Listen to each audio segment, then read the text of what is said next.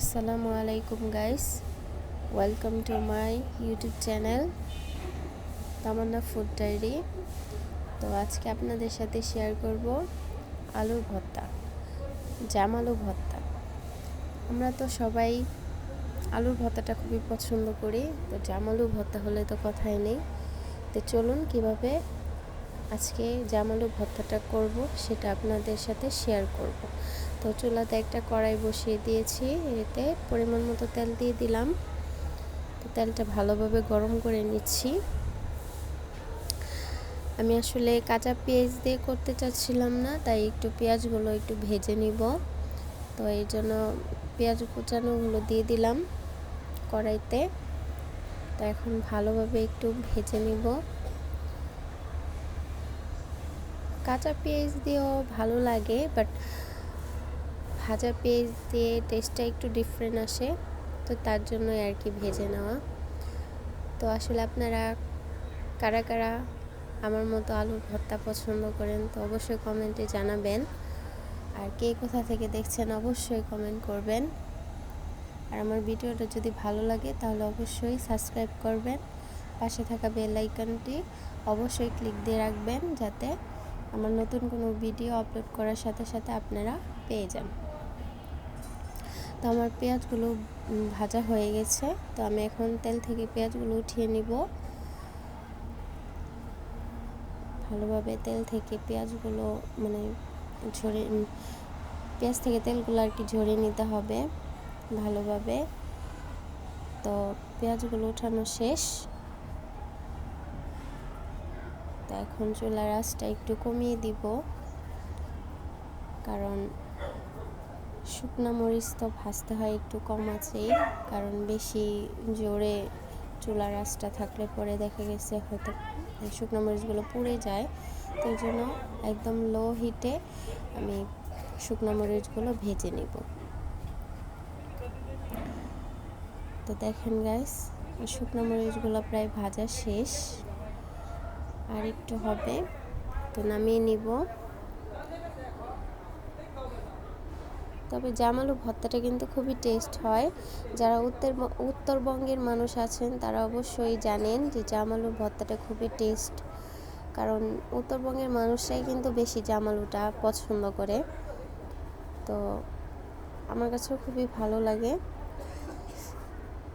আচ্ছা, তো শুকনো মরিচগুলো ভাজা হয়ে গেছে, আমি এখন উঠিয়ে নিচ্ছি। চুলাটা অফ করে দিয়েছি, এখন শুকনো মরিচগুলো উঠিয়ে নিচ্ছি।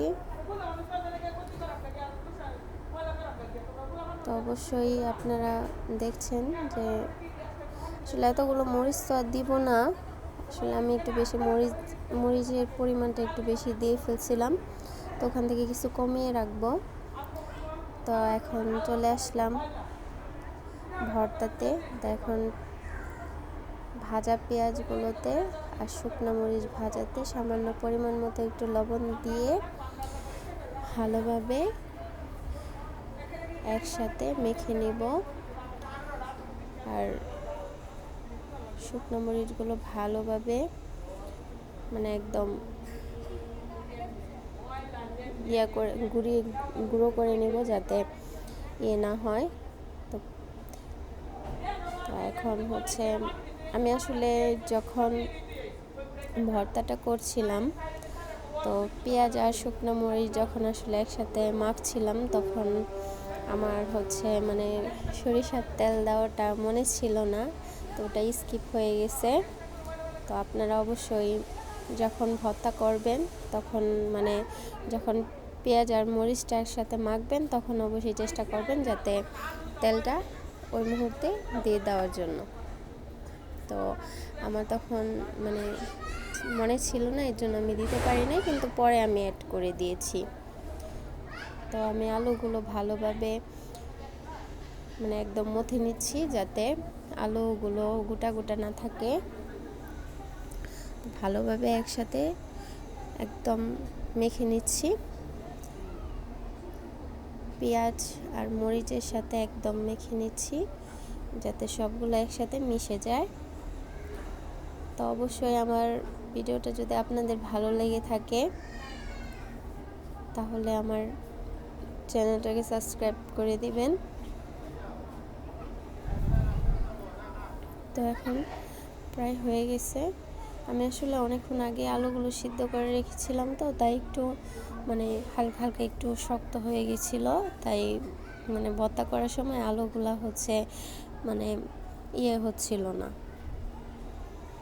মানে অনেকগুলো আলু দেখতে পাচ্ছেন যে একটু গোটা গোটা ছিল, তো আমি এগুলো পরে মিহিস করে নিয়েছিলাম। তো দেখেন আমি এখন হচ্ছে একটু তেল অ্যাড করে দিব, সরিষার তেল, যেহেতু তখন আমার স্কিপ হয়ে গেছিল। তো তেল দিয়ে দিলাম। এখন ভালোভাবে একটু মেখে নিব।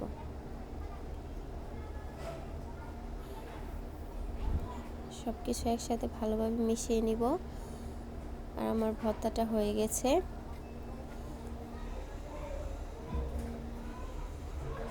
ভর্তাটা হয়ে গেছে। তো জামালুর ভর্তা কারা কারা খেতে পছন্দ করেন অবশ্যই কমেন্টে জানাবেন। আর আমার চ্যানেলটাকে অবশ্যই সাবস্ক্রাইব করবেন, ভালো লাগলে কমেন্ট করবেন।